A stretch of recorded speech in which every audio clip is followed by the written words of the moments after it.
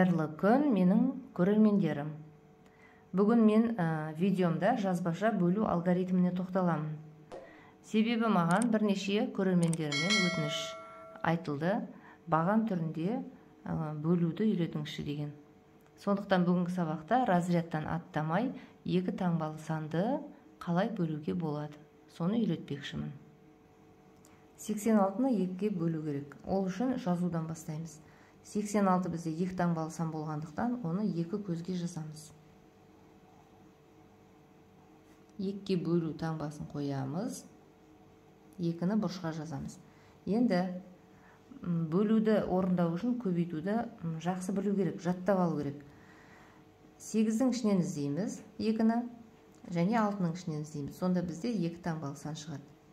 8-дің ішінде 2 саны неше рет кездеседі, немесе 2-ның көбейту кестесінде қандай санды көбейткенде 8-ге тең? Ол 4. 4-ті мына жерге жазамыз. Енді 2-ін көбейтеміз. 4 жердегі 2 8. Шыққан санды мынау 8-дің астына жазамыз. Азайтсақ 0 қалады. 6-ны өзінің орнына түсіреміз мына жерге. Енді 6-ның ішінен 2-ні іздейміз. Ол да көбейту кестесінде бар. 3 пен 2-ның көбейтіндісі 6-ға тең. Демек, 6-ның ішінде 2 3 рет бар деген сөз. 3 рет дегенді мына жерге жазамыз 4-тің қасына. Мынау 6 жоғарыдан түскен 6. Енді біз көбейткен кездегі 6-ны мынаның астына жазамыз. 3 жердегі 2 6, оны мына жерге жазамыз. Азайтамыз, мәні 0-ге тең. 86-ны 2-ге бөлгенде 43-ке тең болады екен. Бұл жерде біз ешқандай разрядтан аттаған жоқпыз. 8 ондықты бөлдік, 4 ондық шықты. 6 ондықты бөлдік, 3 бірлікті бөлдік, 3 бірлік шықты. Тағы бір мысал келтірейін. 69-ды 3-ге бөлу керек. Әдеттегідей жазудан бастаймыз. 69-ды 2 таңбалы болғандықтан 2 көзге жазамыз. Бөлу таңбасын қоямыз. 3-імізді бұрышқа жазамыз. 6-ның ішінде 3 неше рет бар? 2 рет бар. Өйткені көбейту кестесінде 2 жердегі 3-ім 6-ға тең. 6-тан 6-ны азайтамыз, 0 қалады. Мына 9 бірлікті орнына түсіреміз. 9-ның ішінде 3 қанша рет бар? 3 рет бар.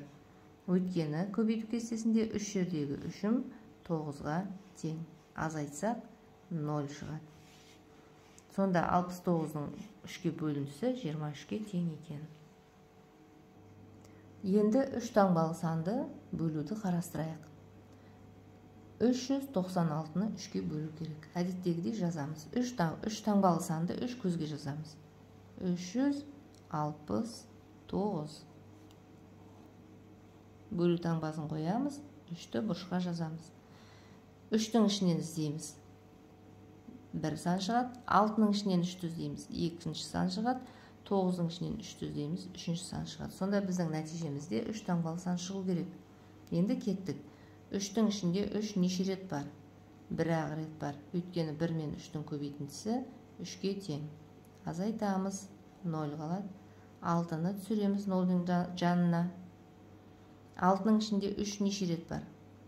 2 рет бар. Көбейту кестесінде 2 жердегі 3-ім 6-ға тең. Оны мынау 6-ның астына жазамыз. Азайтсақ 0 қалады. Енді жоғарыдағы 9 санын түсіреміз орнына. 9-ның ішінен 3-ті іздейміз. Неше рет кездеседі? 3 рет кездеседі. Көбейту кестесінде 3 жердегі 3-ім 9-ға тең. Азайтсақ 0 шығады. Сонда 369 бен 3-тің бөліндісі 123-ке тең екен. Енді жазбаша түрде қалдықпен бөлуге тоқталайық. 846-ны 4-ке бөлеміз. 846 бізде 3 таңбалы сан, оны 3 көзге жазамыз. 846.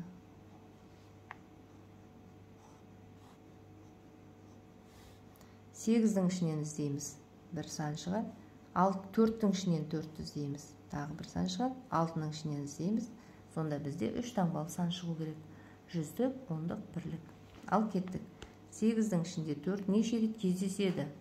2 рет, себебі көбейту кестесінде 2 мен 4-тің көбейтіндісі 8-ге тең. Бір-бірінен азайтамыз. 0 қалады. қасына 4 ондығымызды түсіріп қоямыз. 4-тің ішінде 4 бір ақ рет бар. Ол да көбейту кестесінде бір жердегі 4-ім 4-ке тең. Азайтқанда 0 қалады. Енді 6 бірлікті түсірейік қасына. Өзінің орнына. 6-ның ішінде 4 бір ақ рет бар. 2 рет бар десек, 2 жердегі 4-ім 8 болып, 6-тан асып кетеді. Сондықтан біз 1 рет бар деп есептейміз де, 1 жердегі 4-ті табамыз. Ол 4-ке тең. Азайтамыз, 2 қалдық қалады. Мына жақта енді басқа 6-тан кейін 2-нің жанына түсіретін сан жоқ. Сондықтан біздің 2-міз қалдық. Демек, 846-ны 4-ке бөлгенде 211-ге тең және 2 қалдық қалады екен.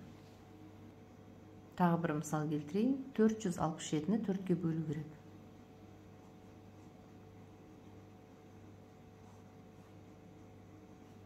4-тен бір сан шығады, 6-тан бір сан, 7-тен бір сан шығады. 3-тен бал сан шығу керек.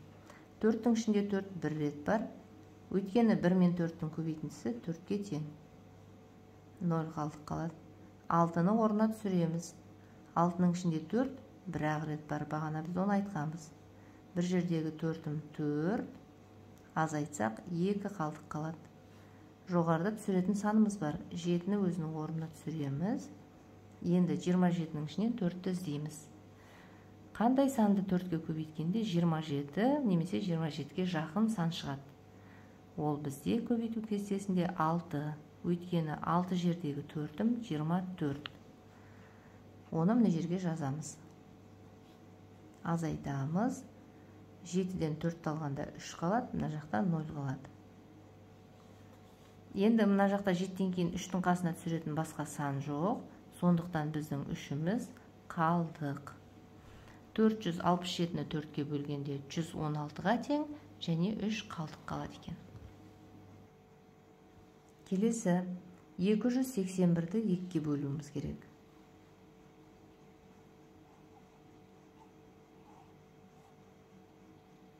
2-нің ішінен бір сан шығады, 8-дің ішінен бір сан, 1-дің ішінен бір сан шығады. Ал кеттік, 2-ні 2-ке бөлгенде 1-ге тең. Өйткені бір жердегі 2-ім 2-ке тең. 0 қалады, 8-ді түсіремін. 8-дің ішінде 2, 4 рет бар. 4 жердегі 2-ім 8, азайтсам 0 қалады. Мына жақтағы 1-ді жанына түсіреміз. 1-дің ішінде 2 неше мәрте бар? 1-дің ішінде 2 жоқ, 0 рет бар. Жоқ деген 0 деген. Енді 0 мен 2-ні көбейтсек 0-ге тең. Азайтамыз, 1 қалдық қалады.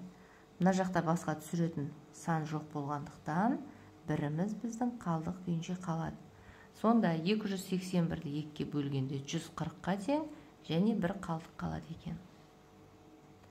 Видеом түсінікті болса, сіздерге пайдалы болған болса, лайк басып, комментарий жазып, қоңыраушаны басып қоюды ұмытпаңыздар.